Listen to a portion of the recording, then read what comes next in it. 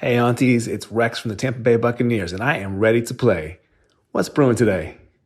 Disney Plus My Childhood. Ask your aunties, how gray is black and white dating?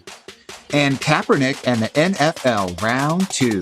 So get your cups ready for MinoriTea Report.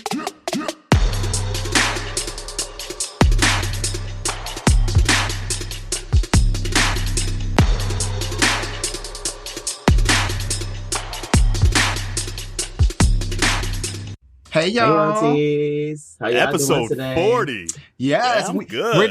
We're daddy status now, y'all. Oh, that's what it is. Yes. Official 40. Daddy You turn 40, you get Dirty. zaddy status. Dirty Okay. 40. This is 40. That's right. This is 40. We got a little I gray love hairs on our podcast, you know. Huh.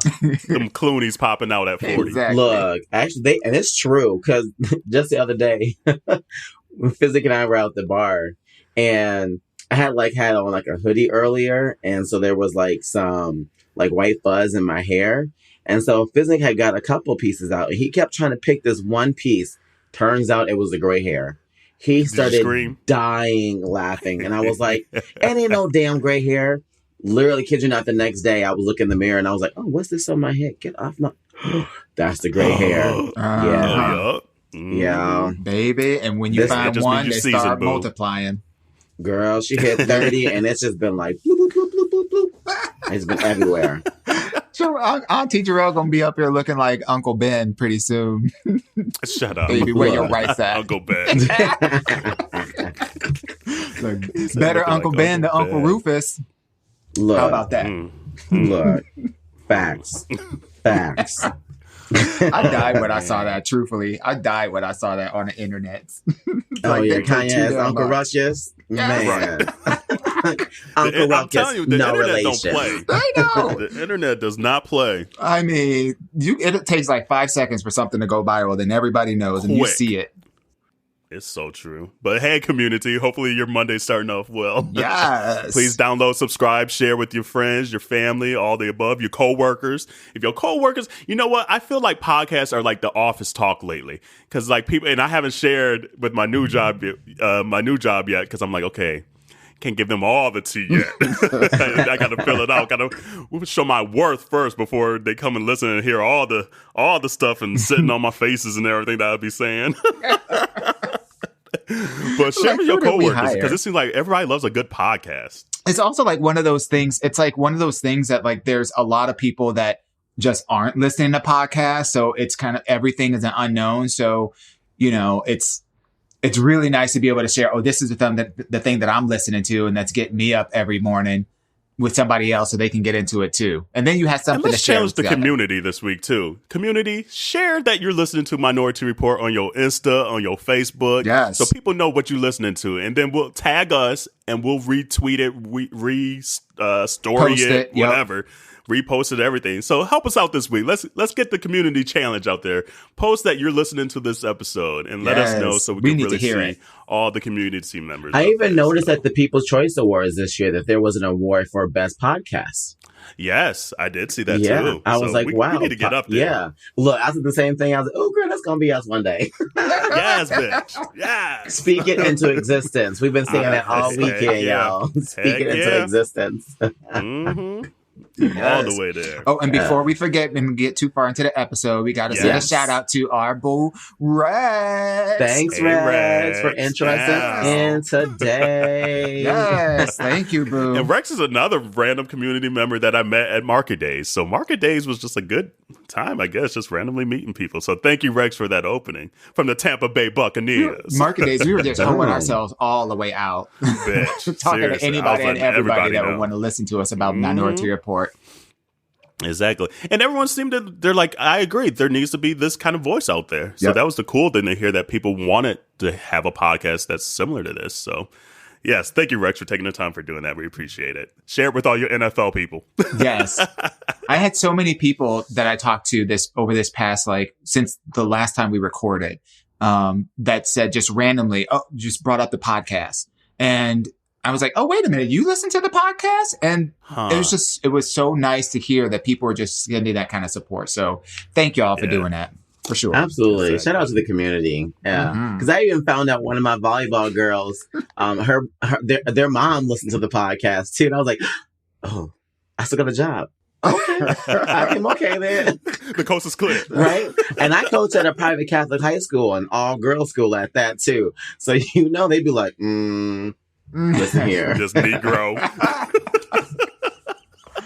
But they also PLC people too, though, so they get it. Oh, So there you go. So they get it. Because what's funny is at work, I've only shared that I co-host a podcast with the people of color.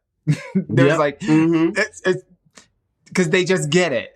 And I don't want none of that. I'm in HR, so I'm not trying to have, that is true. I'm not trying to have no offline conversations affect me online. No, for real. You're right. They really do just get it. Because it was funny because like mom was saying how she was listening to the episode we were talking about how to make a Black person mad. Let a fly in their house.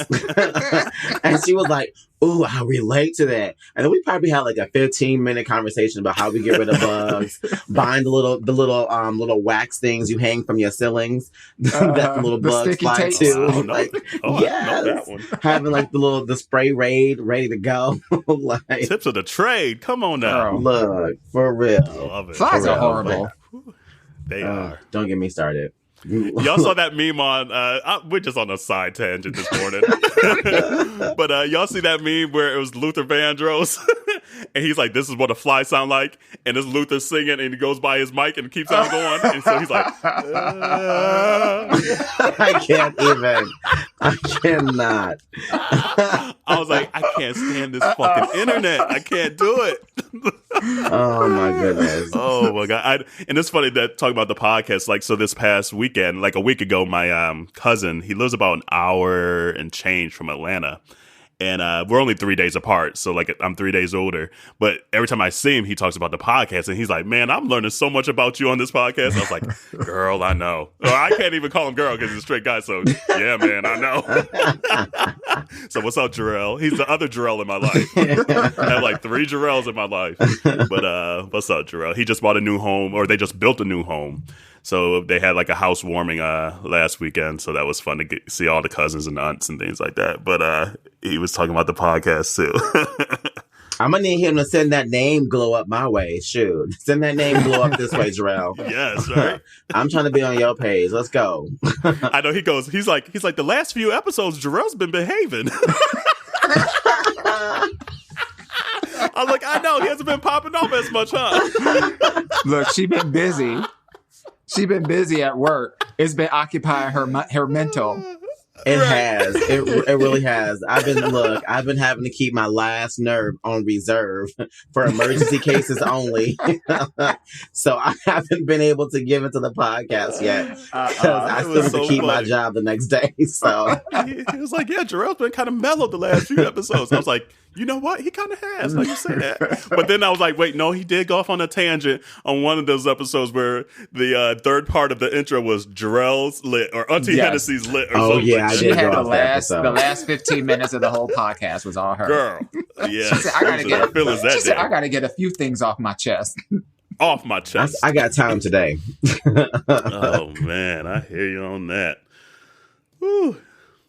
Are you watching Disney Plus? Did you get Disney Plus? I sure did. Everybody's up in I did. Look, okay, first of all, so I actually bought it last week because there was an article going out saying that you want to pre-register for Disney Plus because they knew it was going to be in high demand. So for all those people out there that were having trouble yesterday, see what you should have done is got it ahead of time. So then that way, when you just logged in your email, they would have sent you your passcode. You would have got access just like that.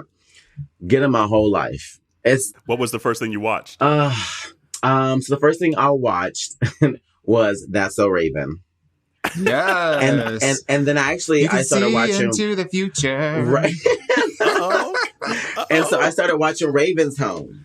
Raven's Home. That's the newer one? Yeah, the newer one. She still got it. She is still just as funny as she was as That's So Raven. And the best part is, for her.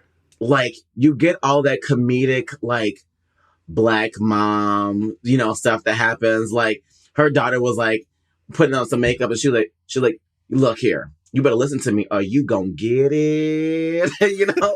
So like the whole theme, like all episode, they're like, you gonna get it. You're like that little sibling that's always, you know, trying to snitch on you. Yeah. But it's just, it's so good. It's funny. I watched Gargoyles. I love me some Gargoyles. Then I was watching X-Men today. I watched me a little bit of Darkwing Duck. See, that's the one I want. I want to watch Darkwing Duck, and I want to watch DuckTales. DuckTales. Those are the two that I want to get her for. It's been so cool to see just all my childhood stuff. Like, I didn't really realize how much of my childhood I was disconnected from until I saw Disney Plus. Like, seeing, like, going on there and just even looking at the titles, all of a sudden I was just transported back to when I was 10.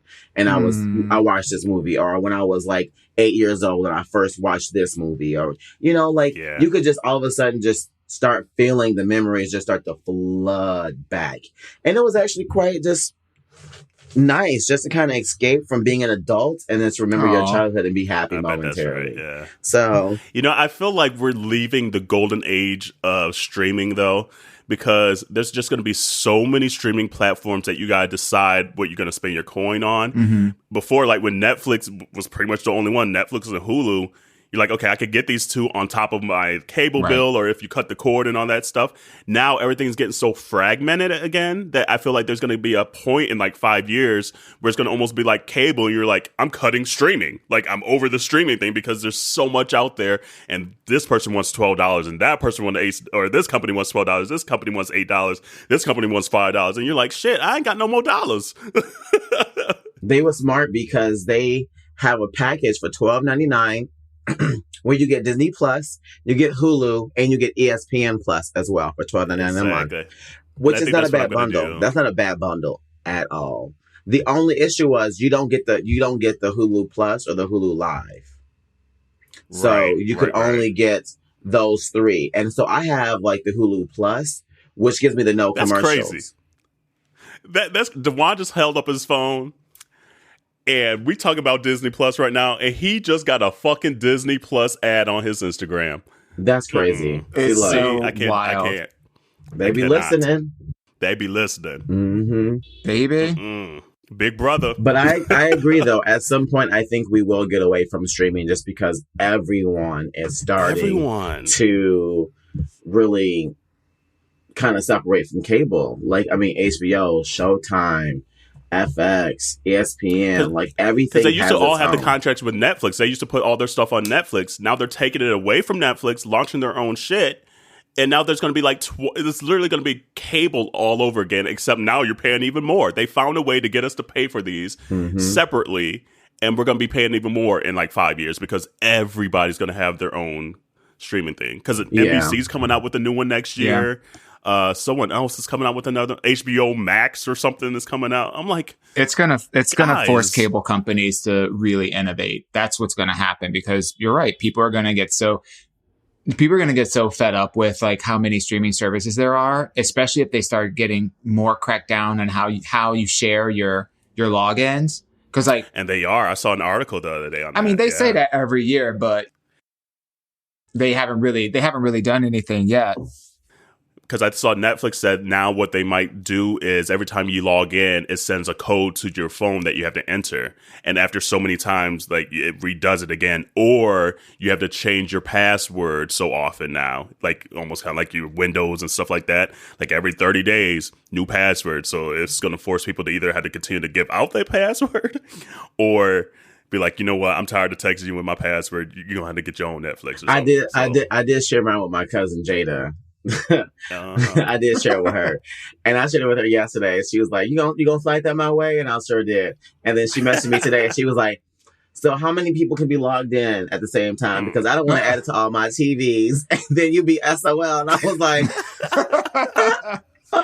was like, "Well, it's just me and my TV right now, so I mean, I think you should be good." But I was like, "We'll find out, though, won't we?" You'll be getting a text from me real quick. Right, we'll find out.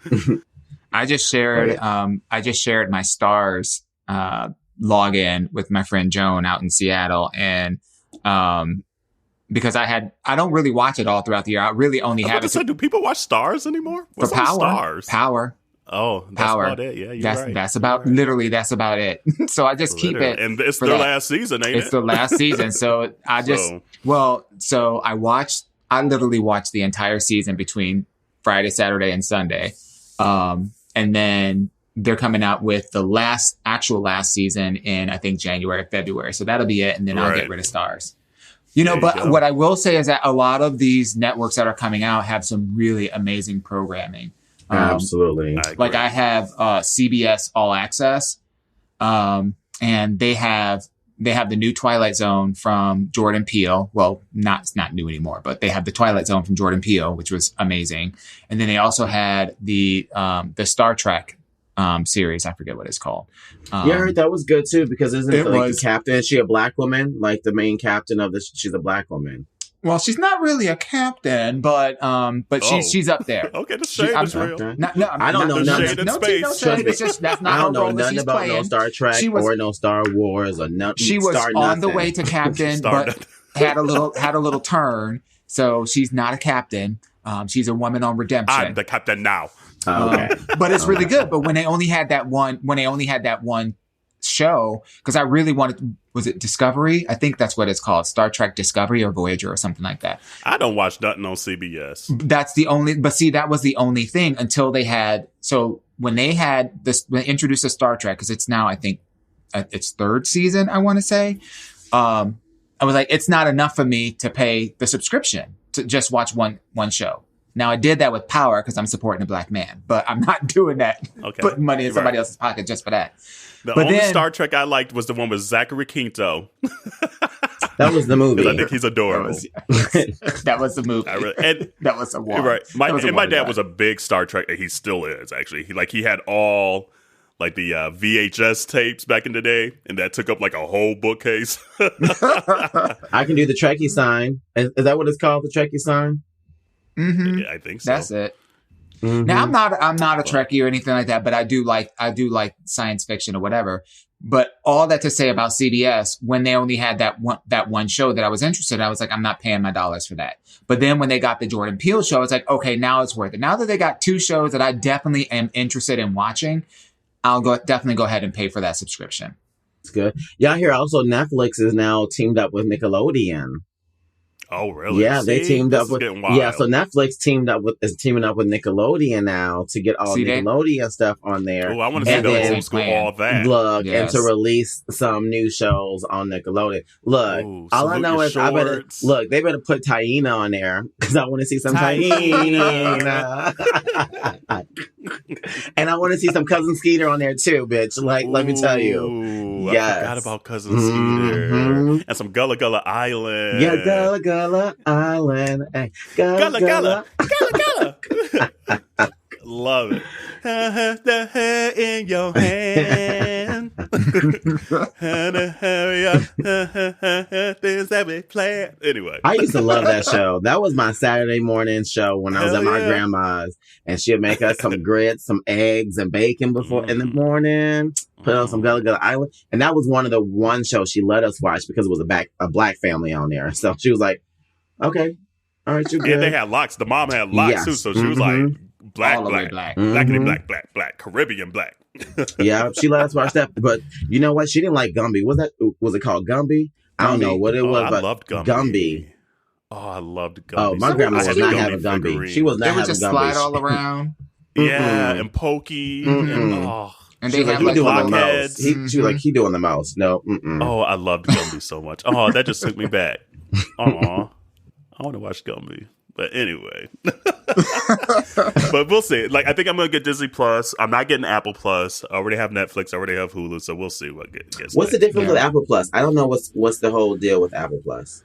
It's just their own original content. It's like another version of Netflix. It's just another streaming service. Yeah. That's what I'm saying. Like, people are going to get so sick of paying all this damn money. It's like we cut cable because y'all were getting all these dollars.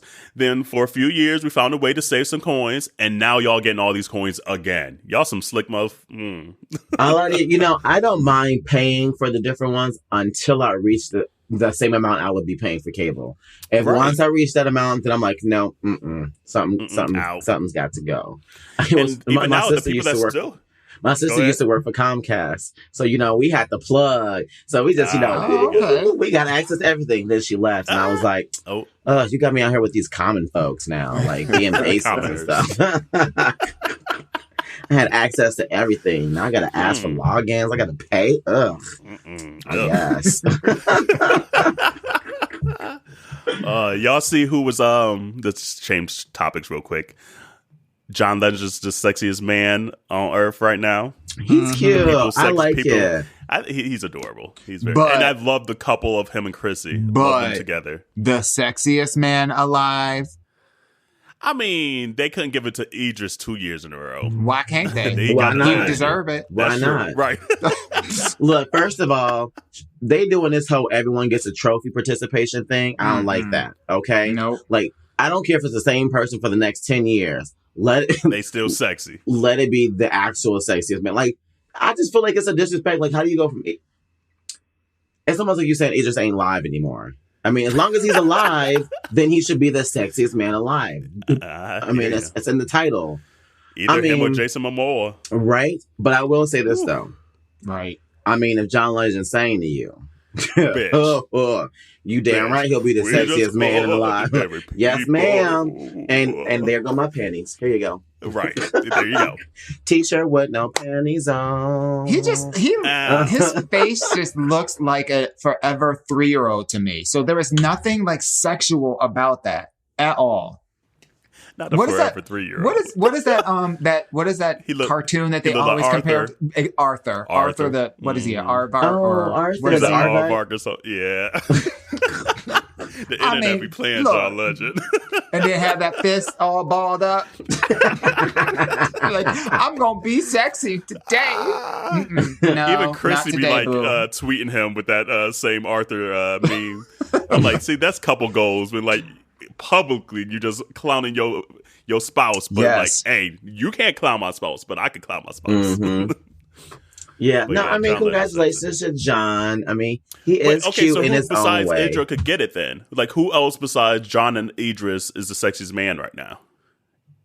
I already said mine. Jason Momoa, like all Jason day. Momoa. Who else outside of them could be sexiest man? Like, who would have been your people's sexy? Who's not been? Let's say who has not been, because it's too easy just to relive the ones that they've already picked. I don't even know who hasn't been. I don't follow it that often. It would have I don't know if Jason Momoa has. Who has not been? That's a hard question. Let's say this. It's not as worse as Blake Shelton being sexiest man alive. Yeah, when they did Blake Shelton, I was like, and the thing is, I think he's cute, but he ain't the sexiest. No. That's another Arthur. Bye. You know who else is sexy, though, that I saw today? Dominic Thiem. He beat Djokovic. And that bitch, that ass on Can get it. Can get it. Oof. Get it all day, all night. Come on, Dominic Thiem. Yeah, I don't know what his name is, but that video of that, I guess he was Italian guy that was dancing. He was like dancing in the air, and then he turned around and put his leg up on the table and started dancing. Didn't I send you guys that? That's the wrong group there. We not in that group chat. Oh my goodness. Wait a minute. Okay, this is just for the aunties. Right. She been holding out. Look. We picked up our phones like, hold on, what we miss?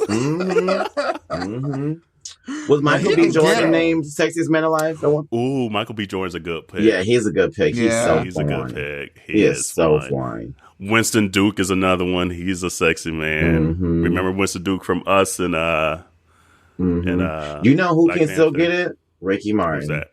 Bitch, you ain't never lied. Facts. That's another one. Good pick. Great pick. Look, that's a shout out for Fiznick because that's Fiznick's boo. He loved him some Ricky Martin. Corey loves him some Ricky Martin too. Would you give him a pass? Would you give him a pass for Ricky Martin? I absolutely would. I'd be like, bitch, let me know how it was. I told Fiznick that could be his pass. I was like, you know what, boo? I will let you have Ricky Martin. Absolutely. Right? I'm not even good. You could pull that, bitch. Get it. Get it. Okay, I sent it, y'all. It's in the Okay. And community, we'll post this for you as well because I don't know what DeWan about to send us. Oh Lord There ain't Jesus! no telling. I don't know who this. Who is this Italian dude? Yes. Where you sent it at? Oh, and Messenger. who he's spanking? What are you wait, hold doing on, in y'all. this I'm- air? Oh my God! Hold on, I'm late. Like, where you send it at? Oh, you sent it on all the way on Facebook Messenger. Who owned that? Oh. Why the dog looking at him like, what you doing? But wait a minute. I watched this like 18 times before I realized there's a woman in the back. There's a woman in the back. I just noticed her. Lord okay. Jesus. He humping the table. Get it, boy. Yes. I mean, he's not the sexiest man, but he could get it. He sure, Look. sure he could. He could get it. I'm just going to take a moment to just appreciate this right now. Yes, we'll post this for the community. We'll post it in our Instagram stories so y'all know. So Monday, once y'all hear this, Monday, Tuesday, whenever you listen to it, we'll probably post it Monday or Tuesday.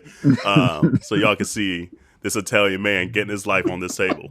His whole life. Oh, man.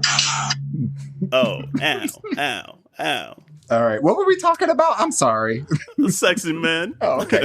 Back to Nothing that. new. Nothing new. The same. You know.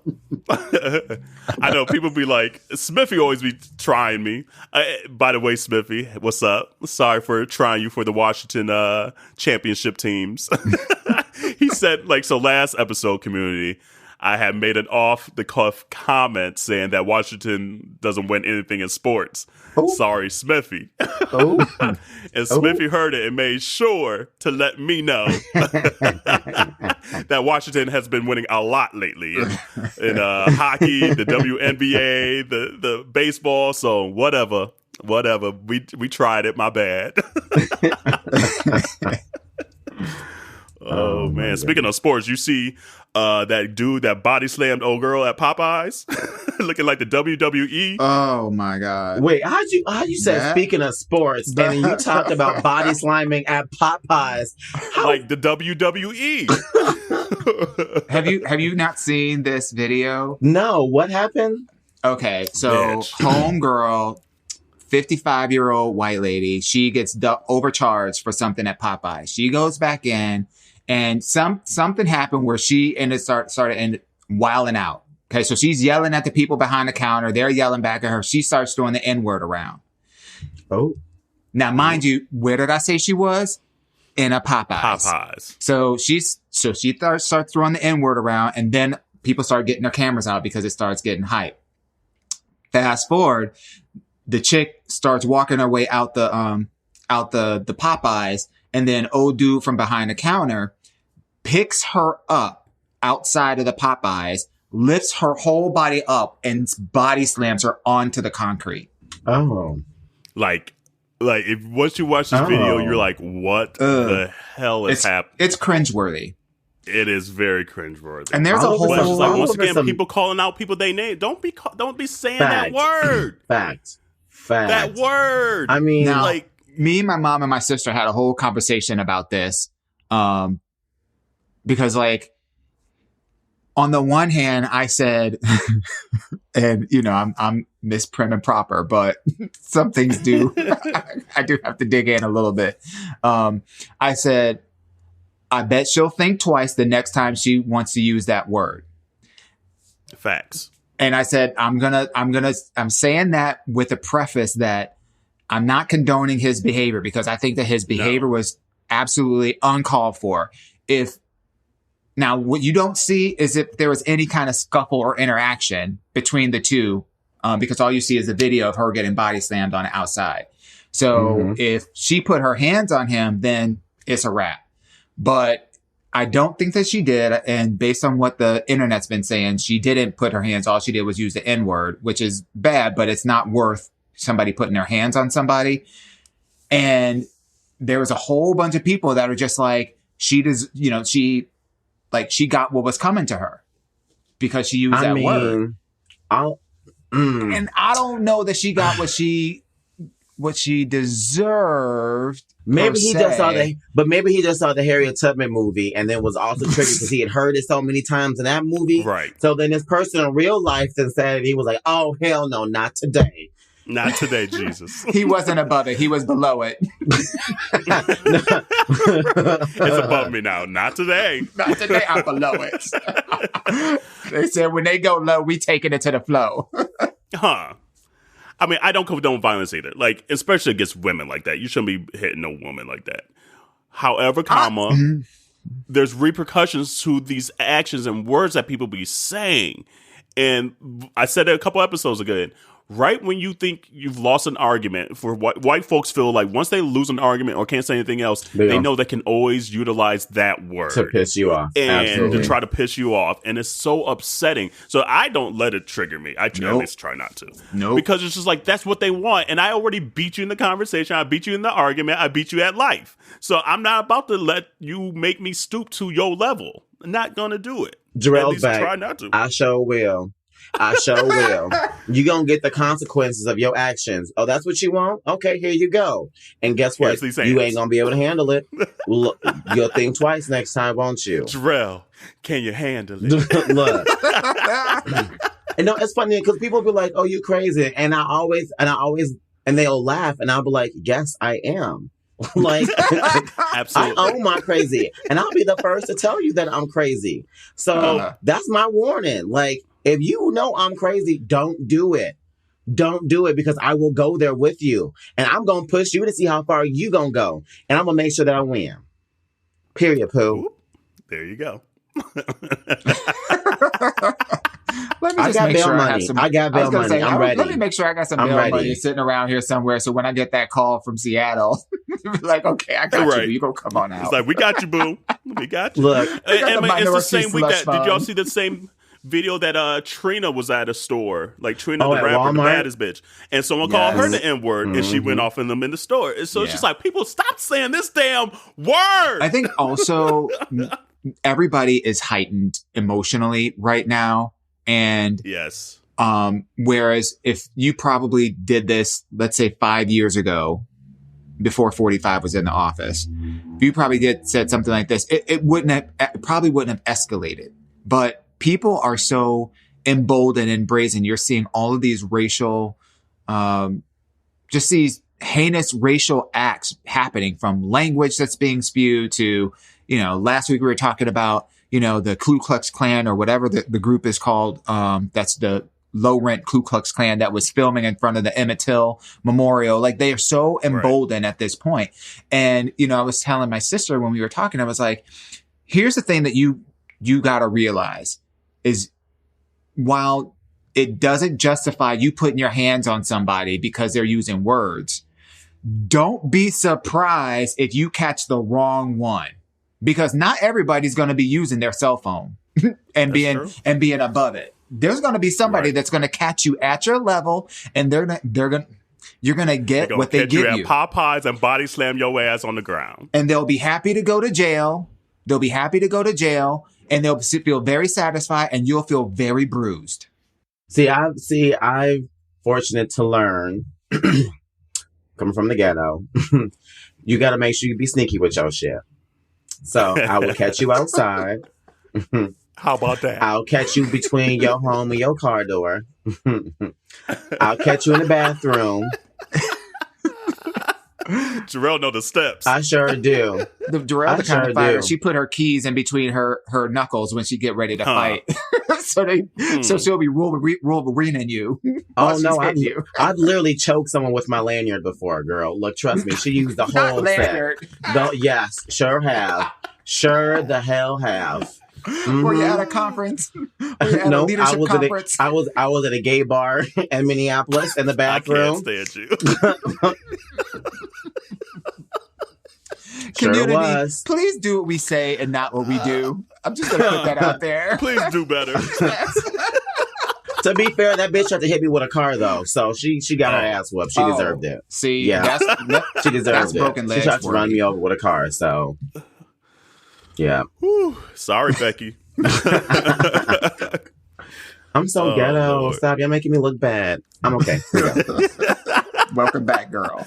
But it's the same thing. Like even that kid that was fighting in the classroom. Yes. Be called a fag. Like stop with these words. We talk about words matter. Words mean things. Stop putting it out there because if not, you might catch these hands. Yep. Not for me. I'm not a fighter. I don't be fighting. But all I know is Ellen better invite him on her show.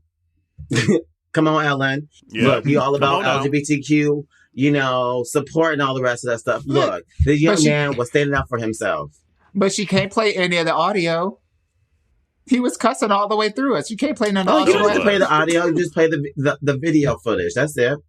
She's like, hit me, motherfucker. Don't. Why you sound like Michael Jackson? That's how he sounded. He was a kid. He probably haven't hit puberty yet. But you know what? Look, he's like, I may not got no bass in my voice, but I got some hands, and you will catch them. Look, wait. Why somebody said he made him slap him so hard it made him do the soldier boy because he like bounced to the right after he slapped him. He slapped him so hard he did the soldier boy. I fell out with the internet. I was so mad.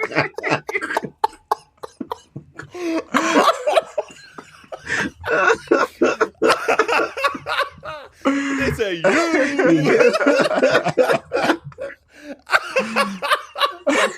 I cannot. Oh my god.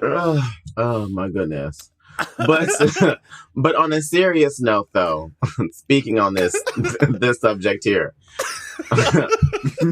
adults, we gotta do better at protecting our youth. Like, for instance, the teacher in the classroom waited way too long to intervene. He should have said something and stopped that when the boys started calling him a fag.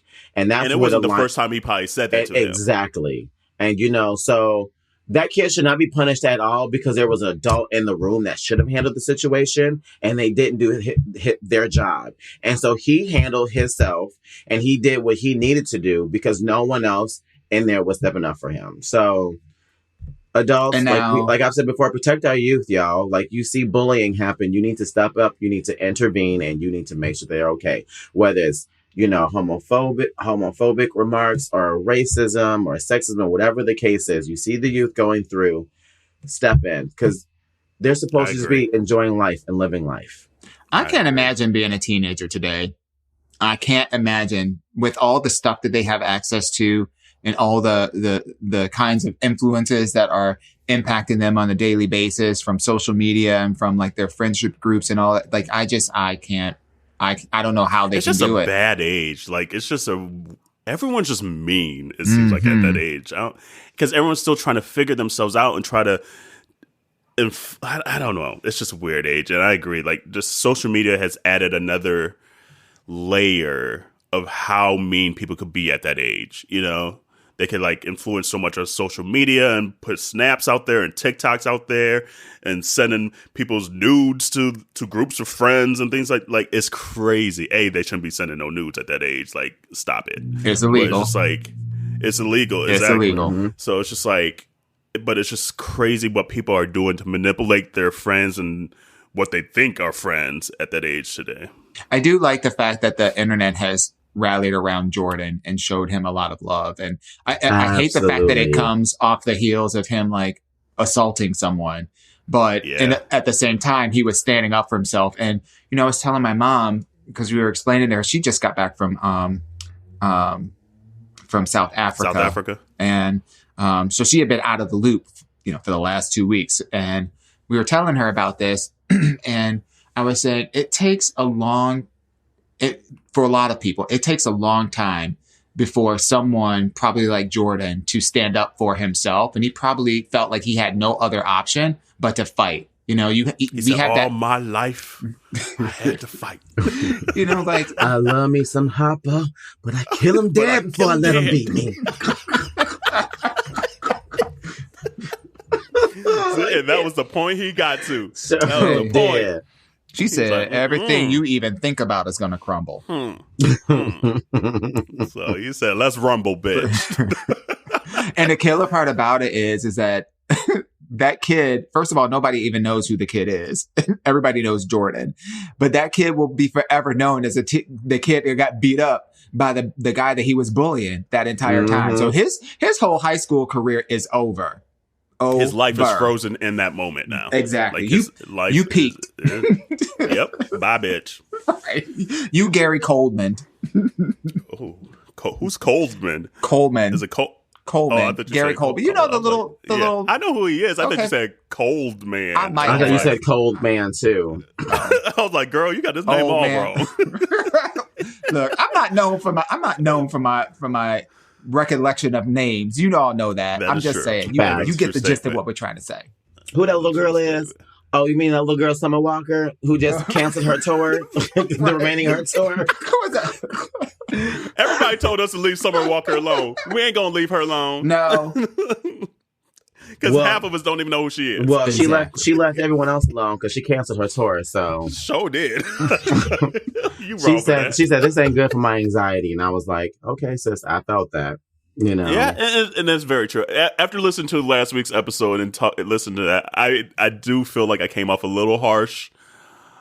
I don't want to minimize social anxiety and mental health and all that. So like when I listened to it, I was like, ooh, I told her what you gonna do and be broke at 35. My bad. Didn't mean to come off that harsh.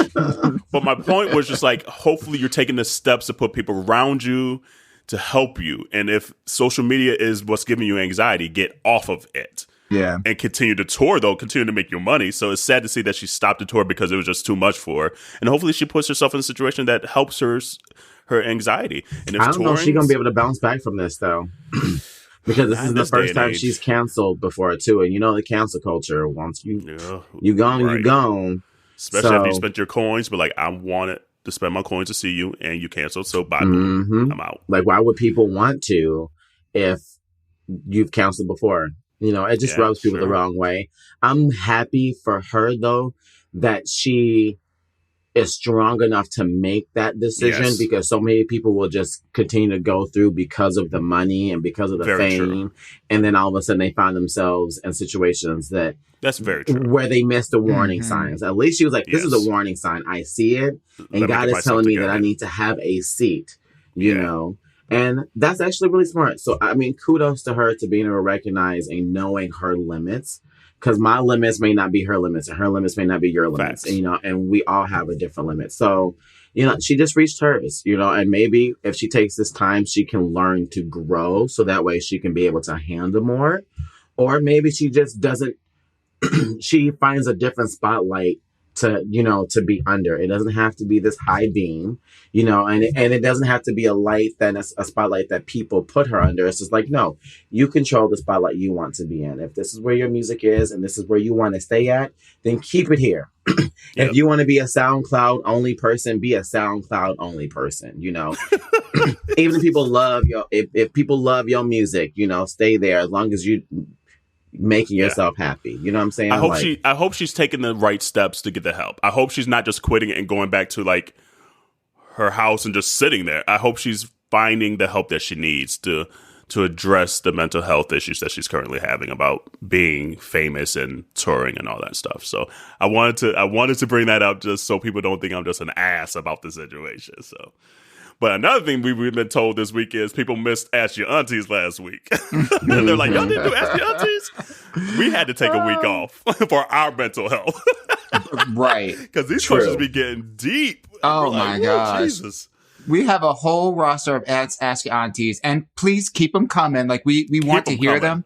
But, like, the ones that we have in there right now are so deep and so meaty. And it's like, first of all, who want to start their Monday off like, you know, talking about these really deep, serious things or listen to these deep, serious things? Clearly they wanted to. Apparently, all of y'all. Well, first of all, we be talking about poop and peeing, so I'm sure, look, they probably okay with some deep, heavy conversations after talking about feces and peeing and sitting on faces and... Yes. Right. So I guess it's that time again. We're bringing it back this episode. And what time is it? Ask your aunties.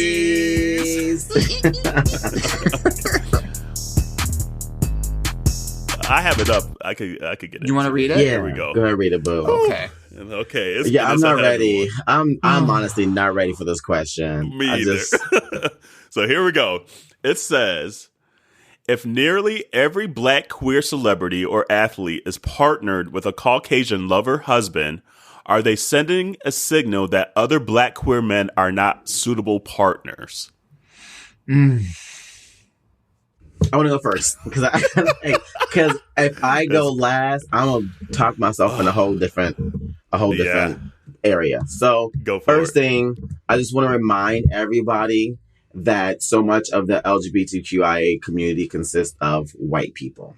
Okay, at least a lot of the main attractions, events, etc. There's not a huge grouping of queer POC people in every city. Okay, it's you really got to look for them unless you're in a place like DC or Atlanta where there may be more.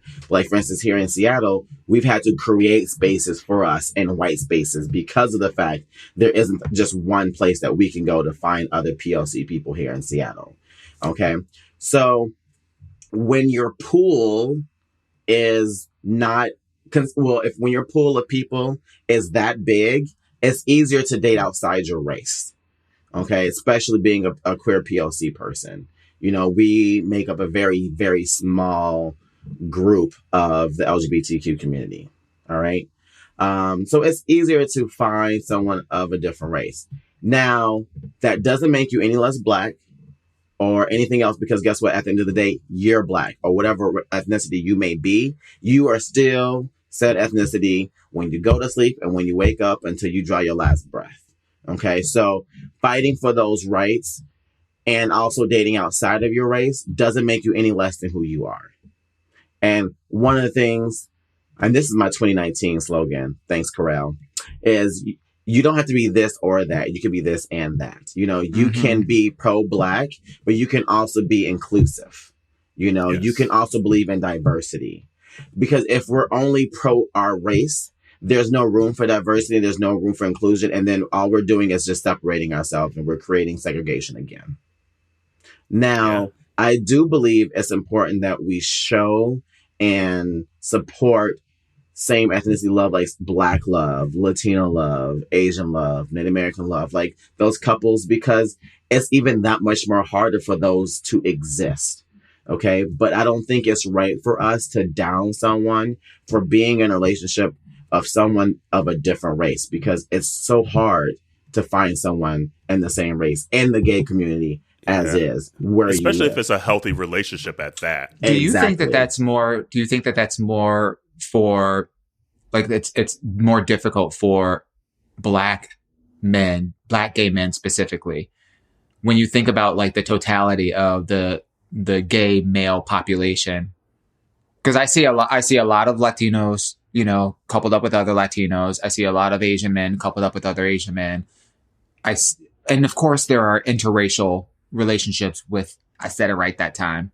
There we go. You did. I'm getting Growth, girl. Growth.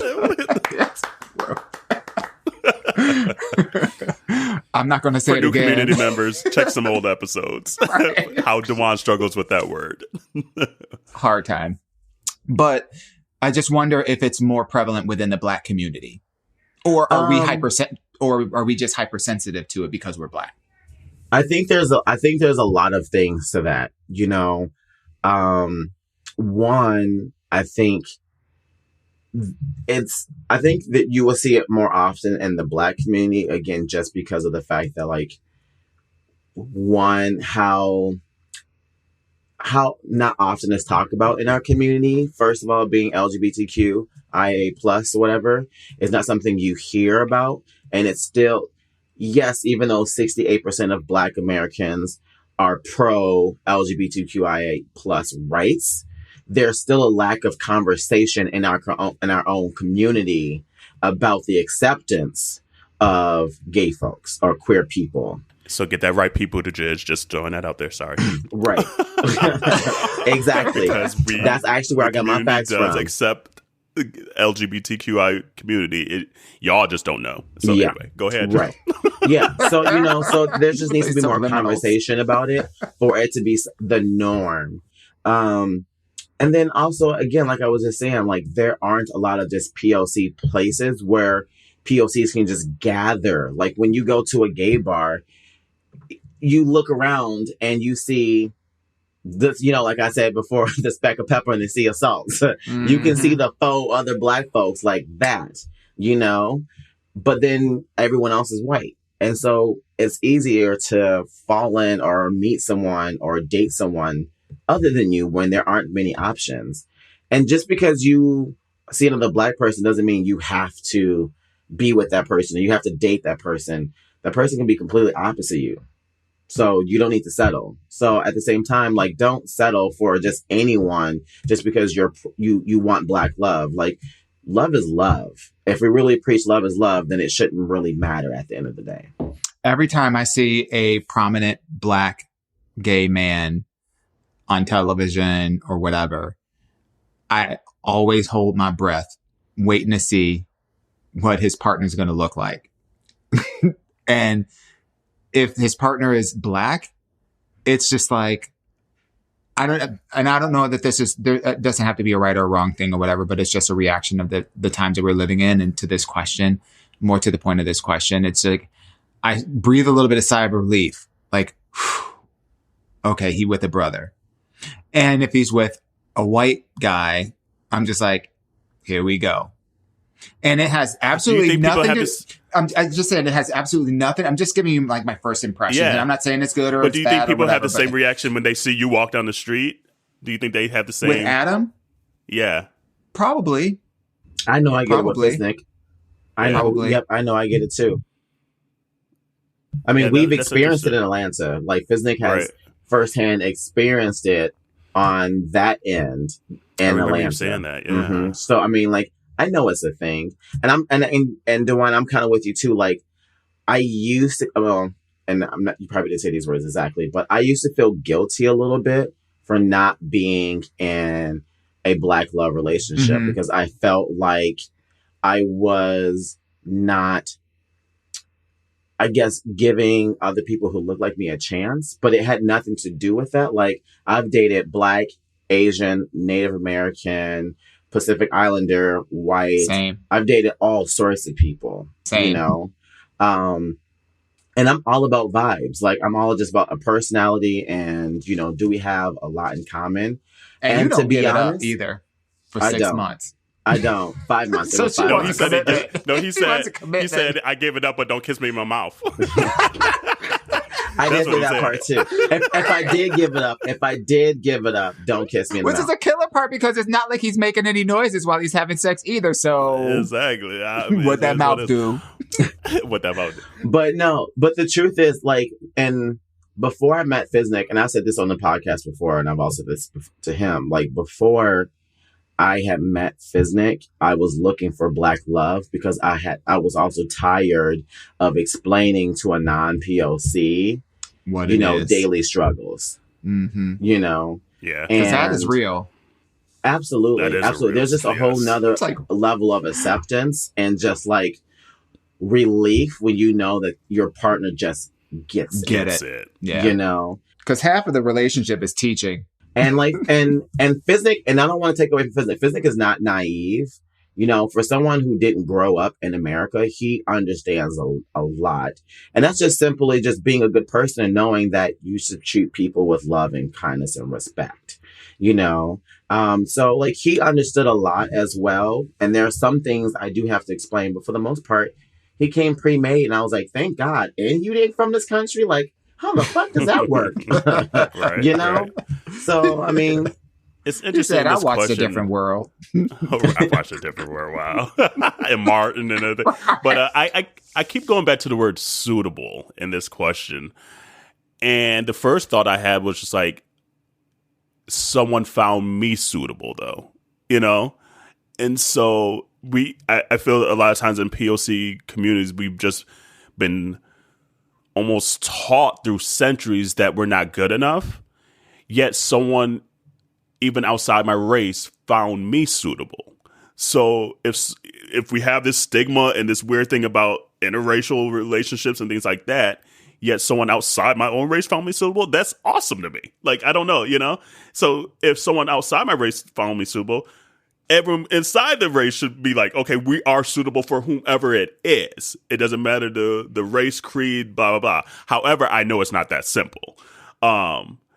And so, yes, a lot of times we talk about visibility and representation and things like that. So I get the question where it comes from, where it's just like, if everyone out there that's prevalent, that's gay and a POC or black or whatever, and all they're showing out there is dating a white person, there does kind of give this stigma behind it. But at the end of the day, like, my parents taught me love, like, just fall in love, like, find someone that loves you, simply put, you know? And I mean, obviously, they probably didn't think it was going to be a guy. but at the end of the day, we never, like, especially for my parents growing up in South Georgia, where they were in segregated schools and communities, for them to leave the South and be in Michigan and not put any of their situations upon me, my sister, and brother racially is so incredible for me, because, like, I grew up not really caring about the race of someone I liked, you know, and didn't have that weight of, oh, I only could date in my culture, I can only date, you know, which I'm thankful for. And like Jerrell, like, it's the UN. If I found you attractive, you're attractive. Doesn't matter the creed. So I fell in love with who I fell in love, not because they were a white person, because I enjoyed their soul and their heart and this and that. And it just happened to be a white human being. If I found a black person that I fell in love with, the same reasons, you know, a Latino, whomever. So it's just like, I get the question and where it stems from, but at the end of the day, find who accepts you and loves you for you. Mm-hmm. And not because of the color of your skin and the race and all that stuff. So ultimately, that trumps everything for me. But I get the point of the visibility and the representation, especially, like you said, there's still like this hush-hush sometimes within the, right. There's still kind of like this hush-hush within POC culture. It's not that they don't accept, because like they've known for centuries that, oh, your uncle or whatever, and they be like we said last episode, your friend, how's your friend? Got that sugar in that so tank. They've always known. But I think just a lot of times religion is just so ingrained, especially in the black community, that there's always been this torn of, oh, is this okay? Is it not? Da, da, da. Okay, I'll just rather not talk about it and keep it hush. Doesn't mean that they don't accept their uncle, their friend, their neighbor, whatever it may be, kind of thing. So that's why I made that little shade moment about Pete Buttigieg, because there's a article out there talking about how the black community doesn't accept gay people. No, that's not it. It's no more or no less than every other culture and race out there. So I just had to get that out there because that rubbed me the wrong way. But yeah, so I just going back to just that suitability. Like, I just feel like if you feel like you're suitable, you're going to attract whoever's just going to love you for you, no matter what the race is. So I just want to point out, my blackness is not defined by my relationships. Right. Because at the end of the day, the same racisms that the next black person have, I will have too, because guess what? I'm black at the end of the day. At the end of the day. So I don't want to hear, oh, well, you're dating a white person, so you live this whole other life. Hell no, bitch. I still got white women crossing the street, holding their purse when they see me. I still got a white person, you know, double checking their pockets whenever I walk by, or looking at me when I walk, you know, or if I'm talking, or whatever the case is. Like, nope, still black.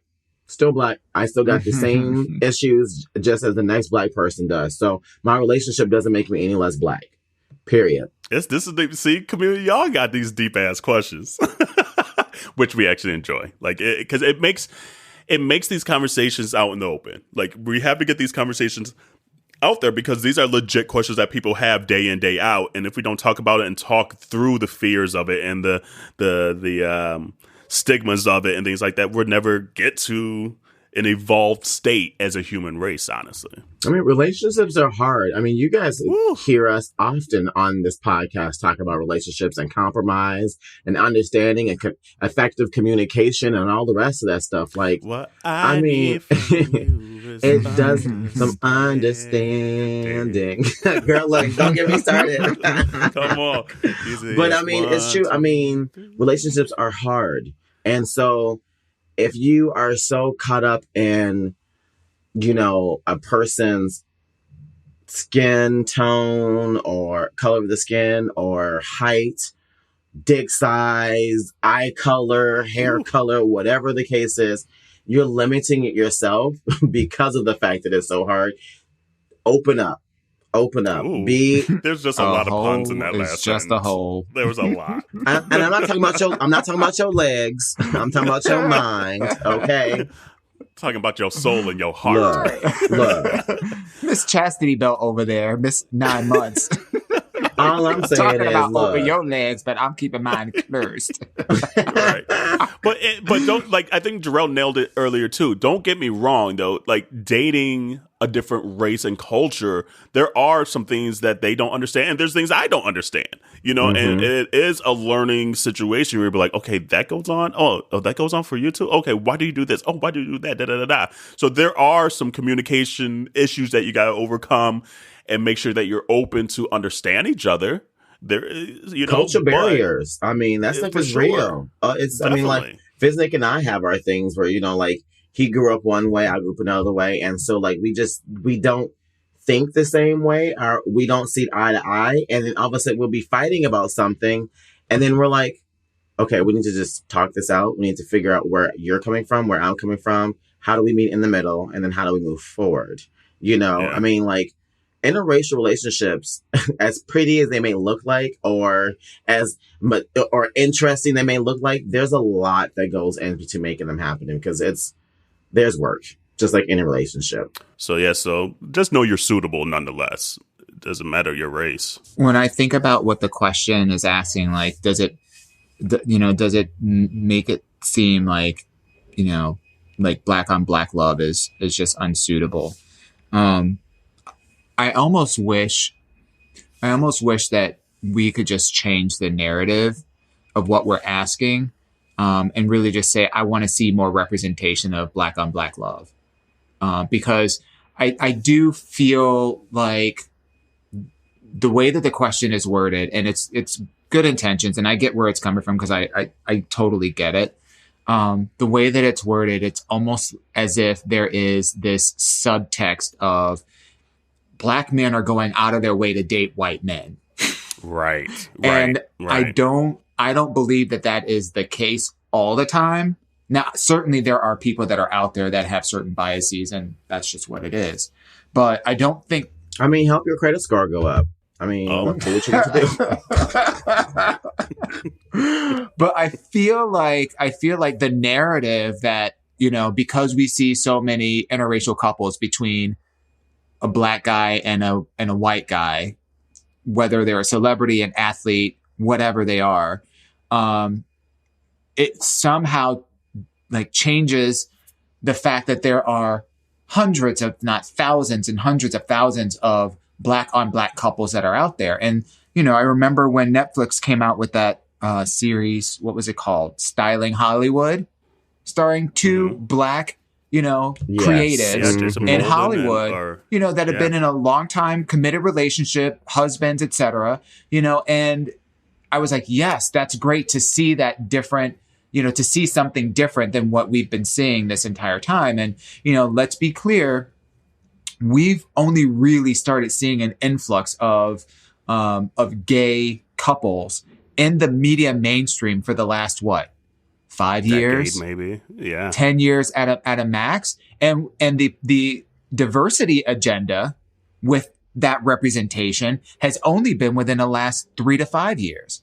You know, so what we saw 10 years ago was Will and Grace, okay, and Ellen, and, you know, whatever else you want to call it, you know. But now you see so much more representation in like TV ads. You see interracial couples that aren't gay. I don't want to take away from the question that they're asking, because I think it's a valid question. Like, does it kind of perpetuate this idea that black on black love is unsuitable? I don't think that it does. I think, we have the ability to control the narrative, and just because what we see outwardly might kind of intimate one thing, that doesn't mean that there isn't a whole other reality that exists of a whole bunch of other couples that just don't have the spotlight. Yeah. And so that's a great answer. I would ask the community to start changing the narrative. Instead of saying what you don't want to see, start saying what you do want to see. Like if what you want is more representation of black on black love, then that's what you should be putting out there in the universe. I got a question for you guys. All three of us in interracial I almost sound like you. You got it, girl. I lost it. You caught it. all three of us in interracial relationships. Do you? I guess the question is like, does wanting to see the black on black love, does that make you feel some kind of way because you're like not being in a black on black relationship? Not really. Like, because I don't feel like it has to define my love of melanin. Mm-hmm. I fell in love with who I fell in love with. It wasn't based on it. All it was based on someone that loved me for me, had a great soul, had a great heart, treated people kindly, etc. Like, so if it happened to be a black person, awesome. If it happened to be a white person, awesome. If it happened to be an Asian person, like, there was no stipulations for me. Like, it wasn't like, if I date outside my race, that I am now a less than black person. So I don't know. I guess I never felt that burden upon me to feel like I could only date within my race because it would make me more black. Well, I guess for me, and not the question of like only dating inside your race, but like Duan was just talking about like representation and like, seeing what you would like to. Yeah. Like if you want to see black on black love, especially queer love, do you feel like compelled to be like, should I have been one of those people who like, should I try it harder? Right. Like, do you ever think like maybe I didn't, put myself out there or put myself in situations where I can meet more queer POC people? A few. I'm just saying, I tried a few. I think like for me personally, like to get to the center. I'm just saying, I tried a few.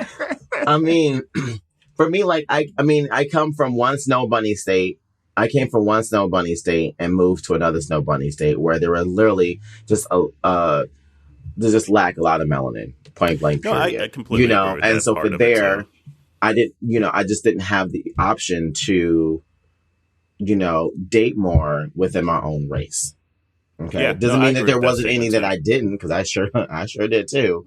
Right, but like, when we talk about not seeing a lot of queer black love on TV, like, how do we find that balance, I guess, of like being comfortable with like, well, that's, this is where I am versus I could have possibly tried more or looked elsewhere, if that makes sense. I think for me, it's less about like what I should have or could have wanted for myself or wanted to do in the context of a relationship, because in dating, before I met Adam, it was really, I was just interested in dating people that I vibed with. So I didn't have any colors attached to it, really. And like you, I've dated, black, white, Asian, Pacific Islander. Like it's more about the person.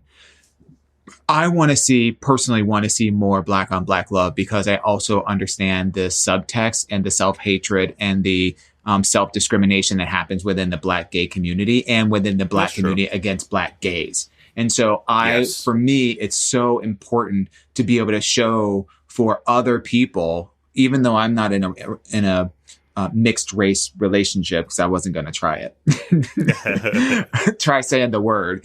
But even though I'm in a mixed race relationship, it's important that I see and celebrate Black love, because I know what that means for someone who's young, who might not have imagined themselves being in a committed relationship or whatever kind of relationship, with another person of their color. They may think that, I grow up and, all my friends that are around me are, white. So I'm a Black guy. I'm going to date a white guy or whatever.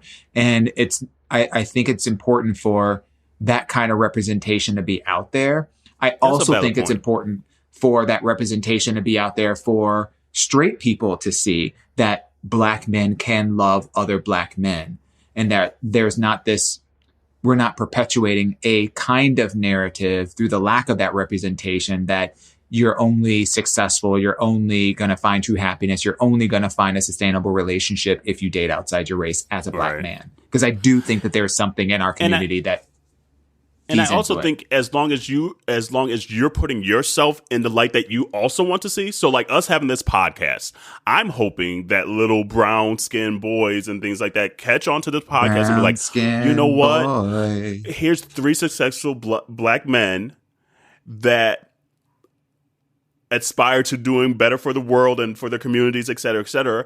And that's almost a representation of love as well. Like, that, I could find a Carell out there. I could find a Jerrell out there. I could find a Dewan out there. That's what I want to aspire for in my relationship. Not necessarily just looking at my relationship now because I'm married to a white guy, but being like, you know what? Carell's cute. Al. Okay, that's who I want to date in my life. Dewan Scott. I love that beard. Al. And so that's what I kind of think. I think there's other ways for us to present that to the world, that we are suitable, even if we happen to be in interracial relationships, if that makes sense. I like that you brought that up. And I think that's one of the hard things, though. Is like saying like, yeah, I want to see this, but also not, living it, right. And having the representation and walking, putting actions behind your words.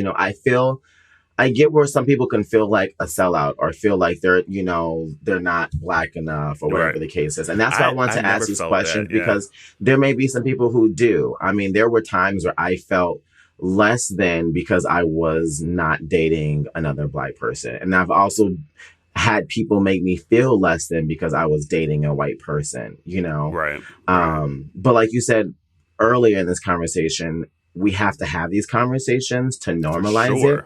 And, there's more than one way to show, like you said, the power of that Black love. Exactly. That we're suitable. It's all about changing the narrative that white isn't the goal. White isn't right. Right. Right. It's about changing that. And you don't have to be necessarily with your race to change that.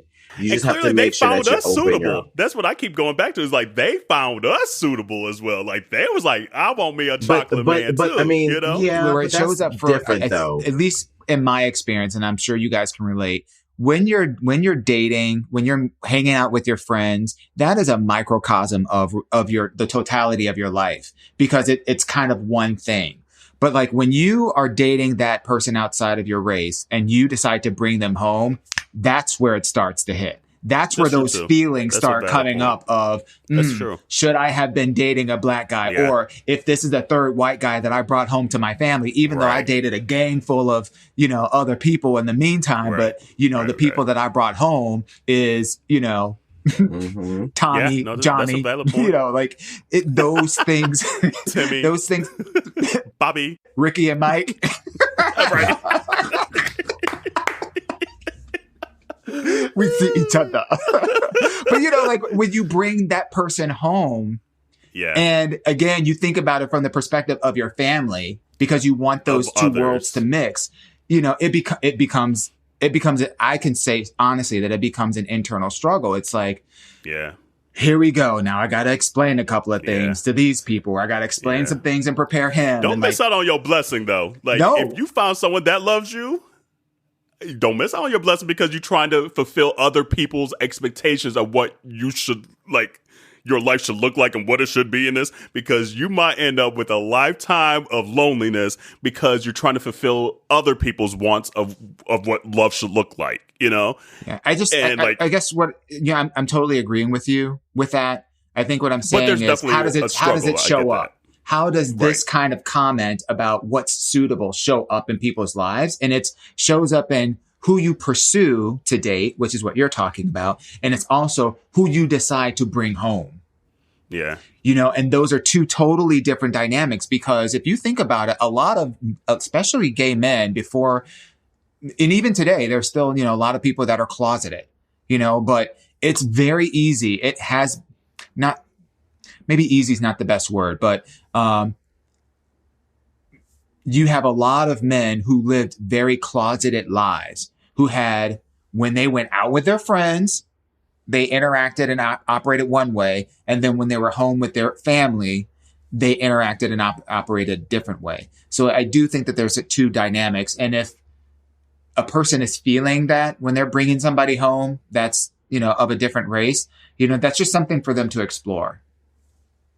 Yeah, I would love to hear the community's, you know, intake on this, because, I mean, there's definitely a lot to unpack there, and, you know, my experience ain't your experience, is not their experience, you know, as well. Right. So it'll be interesting to see, and please, community, like, you know, maybe send us, you know, a message in a DM or something like that about like a personal experience or your thoughts and intake, and let us know if it's something that we can share. Because I think this is the conversation that we could easily like do, maybe like Instagram Live or like a poll or something of the sort like that, or just simply sharing stories so we can just get out there, like just the struggles of one, being in an interracial relationship, and then two, like just the lack of maybe finding someone in the same, you know, race as you know, especially if you're a POC person, because there's definitely a struggle there for sure. It's interesting because, you know, the three of us are, you know, gay Black men in different stages of our life's journey. You know, we all have Chicago connections. We're all in interracial relationships. So we have a commonality there. So the perspective that you guys are hearing out there in the community is really from our point of view. But if we kind of flip it on its end, you know, it would be interesting to learn from, you know, someone who's not a POC, you know, what do you observe? Like, is this something you ever even noticed before? Right. Yeah. You know, is that even something that comes across your radar? Like, oh, wow, every time I see a Black guy, you know, yeah, I noticed that, you know, he's with a white guy, or has it never come across? It would be interesting to understand the opposite view as well. And we love when the community gives us like responses in the DMs. Like, so that's a good leadway there, Jerrell. We got a DM from our 1020 episode. And if you're looking for the title of the episode, it's The Struggle with Black Forgiveness. Ask Your Aunties with Sex Work. And then PV, Corey, and Carell are married. So a follow-up from the episode, we were talking about sex work, and a community member provided us another perspective that we want to share real quick, just as a rebuttal to that episode. And it says, "Hey, aunties, I'm listening to your 1020 episode, and I appreciate y'all bringing up the topic of sex work. I do think it's important to emphasize that it's more nuanced than just opting into life making choice to engage in sex work from a privileged, grounded, stable place. In my experience as a social worker, mental health therapist working with homeless youth under the age of 18 and refuge immigrant youth under and over the age of 18, I've learned that many people don't have the choice to decide to go into sex work. Many people are trafficked and can't consent to being in the life due to minor status, don't have work permits due to immigration status, and need quick and easy access to cash to not only survive here, but also to send money back home to family. And they have been sexually traumatized and are responding to their trauma in the only way they know how, among many other intersecting experiences and identities. I know I too come from a place of privilege, empowered as a white cisgender male service provider, and in having this knowledge. And I also want to be careful, speaking on behalf of a community experience I am not part of. It's very rare that people are opting into this life because they're looking for a new hobby or lifestyle or whatever the case may be. Unfortunately, our world stigmatizes, dehumanizes, and demoralizes sex workers, as well as take advantage of the vulnerable youth. So it's become such a shamed and taboo topic, which only furthers the negative narrative, further oppresses sex workers, and prevents them from accessing services and or being fully included and accepted into society. I appreciate the topic and discussion. It's important for people to hear and normalize this conversation. So that was an awesome response to that one. Yes, we were kind of talking about just like opting into sex work, but it's very true. There's a lot of times that people are in this line of work not because they want it to be, or it's literally a last ditch effort to survive. And I just know even here in Atlanta, there's a big sex traffic situation going on where people are literally kidnapping women, throwing them in vans, taking them to hotels, motels, and literally locking them in there with men, raping them and everything, and they cannot get out. There was like a little 15-year-old girl that was just in the news that got found. I saw that. And she was killed by these men. And the only reason we know this story is because there was another older lady that had gotten trafficked into the same situation, and she was in the room with her, and she was able to eventually escape. So it's definitely, thank you for that community member for sharing that thought process and that other side and angle to that conversation, because we don't want it to sound like we are just lighthearted talking about it, that there are different situations that, yes, it's not their choice, especially when it comes to immigration and youth out there. So community members continue to share that. Yeah, and I personally will never knock someone's hustle. Mm-mm. You know, like coming from Gary, Indiana, coming from, you know, a city where people do all sorts of things to survive because it's the only way they know how and they actually can. I know firsthand what it's like to see the struggle. And, you know, at one point we were, you know, homeless as well. And, you know, like my mom did what she had to do to get by. And I'm grateful for everything that my parents did to get me to where I am now. And I'm grateful for the life lesson that they instilled in me of being better than what came before me, you know. So there's always an appreciation there. But, you know, the system doesn't work for everybody. The system isn't for everyone. And the system actually is not fair, nor is it all about justice. There's a lot of holes in our systems, and there's a lot of things that need to be fixed. And until that's done, I mean, people are going to have to do whatever they need to do to get by. And we have to accept that. We have to understand that. But we also need to make sure that we're doing what we need to do to fix it. Because we don't, it shouldn't be okay. It shouldn't be like, oh, that's what they need to do to live. No, like we should be like, what can I do to make it better? What can we do to make someone else's life better? You know, and I think we need to do a better job at thinking that way versus shaming, dehumanizing them. Or dehumanizing someone for just doing what they need to do to exist, to survive. Yeah. Definitely. So continue to send in your messages like that. We appreciate that to continue the conversation. And then another thing that's big right now as well is you guys see that Colin Kaepernick this past weekend had some workout with the NFL teams. Finally. Yes. Finally.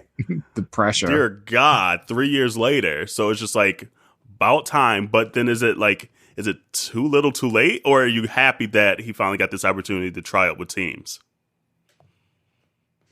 Honestly, in my opinion, or a little of both, honestly. You know, I'm happy for him in the fact that, you know, this is an opportunity that's presenting itself. Clearly, he was excited about it because he posted it on his Instagram, which is how everybody else found out. So, you know, like kudos to him. I feel like the legacy that he'll leave will be much more about the awareness of the injustice and the fight that has spurred so much activism. He'll be known as our modern day, like one of our modern day heroes of like Jim Brown or Muhammad Ali. Absolutely. As a result of his sacrifice of not being able to do this work. So I don't view this as, listen, if he gets a job in the NFL, I don't think that fight that eliminates the struggle, or erases like the work, that he's done.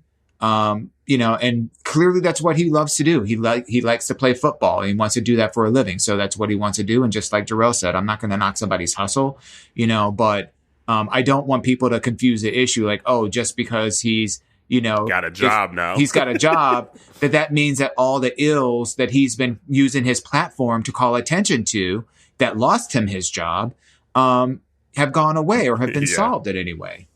I am going to say this, and I hope this is the case, but I'm hoping that Beyonce's husband has some part to do with this. Blue Ivy's daddy. Yep. I'm really hoping that Jay-Z has some part in this after, having his relationship now with the NFL. I think it's about time. Actually, I don't think. I know it's about time. I'm hoping that something does come out of this. I mean, for 3 years to be going through this, yes, he has had other endorsements and stuff like that, and has been having money come in from other resources, but he's also been taking that same said money and putting it back into the same cause, so it's kind of interesting to see what he's done. And I agree, he's going to go down in history as someone that's really pushed the needle for our people. I am really, I'm happy for this man. I continue to pray on a daily basis for him. I want the best for him. And he's actually become like one of the people in my top 5 list of people I want to meet that is still on this earth. Oh, I thought you were going to say my MySpace. Not MySpace. I thought you said one of the people I wanted to. That too. You can sit on the face. But I would love to just meet him and just ask him, how he continues to find the courage to stand tall and often alone in something that is so monumental to so many of us. And he's still not giving enough credit. He's not given enough credit for what he has done for us. And I don't care. I don't care. Even if he does not go back into football, at some point, his work alone makes him a Hall of Famer. And it transcends even football at this point. It really does. And honestly, let's be all the way real. There's some suck-ass teams in the NFL this season that need a QB. Let's be all the way real. So they realize, damn. We can talk about the Browns. The Browns is one. We could talk about the Falcons. We could talk about the Bengals. We could talk about the Lions. We could talk Miami about the Dolphins. Let's be all the way real. And here's the thing, though, that a lot of people aren't talking about. Here's what they say where opportunity meets readiness. He stayed ready these 3 years. He continued to work out every morning at the same time. He made sure that his skills have not diminished to provide him this opportunity as well. Yes, he's talking about his activist and all that stuff, but at the end of the day, if he wanted to be an NFL QB, he had to stay ready and stay in shape, make sure his arm was still in tip-top shape. So that's the awesome thing that a lot of people aren't really talking about, that like he's done the due diligence physically, mentally, emotionally, and making sure he was still giving back to his community and on both sides. Absolutely. So that's what I genuinely love about it, because if it was me 3 years later, I would have had me some extra cupcakes and some mac and cheese, and be like, damn, you know what? I would have been like, let go and let God at this point. So kudos to him. Hopefully something comes out of this. And even if it doesn't this year the way he wants it, next year, et cetera, et cetera. And like you said, hopefully it's the influence of Blue Ivy's daddy. And we'll see where it goes from here. But it transcends football at this point. Like, him doing that, like, has so transcended and sparked so many other people to go into activism. Like I said, I would never knock a person's hustle. But I would have just loved to see so many more brothers in the NFL stand behind this man. I understand that for a lot of them, this is their break to help their families get out of their circumstances. And so them being football players is bigger than just them. So those types of decisions affect many more people. But I would have wished in the same time, as long as if you're thinking about those people, also think about how well and how good this would continue to also be for them too. But Yeah. I mean, And a shout out to Eric Reed. I mean, there were some people that are still playing that like kneeled and continue to do stuff too. But I agree, like for a whole league of black people, there should have been a whole lot of us we kneeling. are 83% of the NFL. Yes. Like, That's it crazy. makes no sense. Like, we could have, and it's getting down to 83% of players, I should say. When you come to GMs and all the rest of that stuff, it's a lot more white. But as far as the players go, we are 83%. And we could have easily done some type of sit in and shut down. But that's neither here nor there. This is about Colin Kaepernick at this point and making sure that we get this brother what he needs, what he deserves at that. I agree. And then if he comes back, I will have to lift my band. I'm watching. Yep, I'm Exactly. watching. And I'll be the first to game. buy a jersey. I'll be the first to buy a jersey. Facts. I'll buy one for all my nephews. You know, a whole lot of us about to act crazy. Let him get a job. Act a fool. look, I mean, imagine the amount of black folks that don't even watch football. Yeah. That were like, whoop, now I do. And we're all going to this one team. Like, I don't understand how that team don't even think about the revenue. I hope it's Atlanta Falcons. Because it's the blackest city on earth. I hope it's Atlanta Falcons because we're going to act straight up crazy.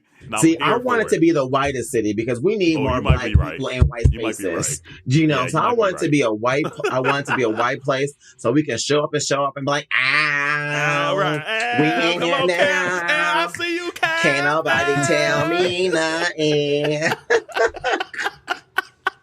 Oh, Jesus. I know. Real. Well, in that case, it needs to be like the Dallas Cowboys or somebody.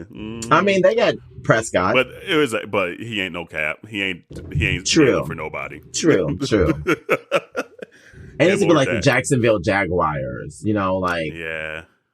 Or even the Miami Dolphins. What's a swing state or that we need in 2020? Titans, the Tennessee Titans. Ooh, that's a good one. You're right. Because that's very red. That's the yeah.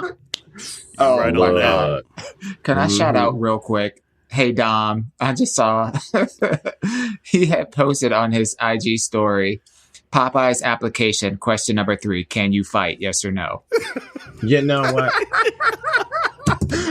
I'm out. Are we done with this episode? Because that took me out. I'm out. I gotta punch out. No. Exactly. Literally punch out. Look, that's the new term at Popeyes. Can you punch out? I mean, you to punch in and punch out. That's how you do your time card. Oh, Lord. On that note, I think that's a great ending. I'm out. That just took me all the way out. I'm done. But community, y'all have a great week. We'll see y'all next week. Bye.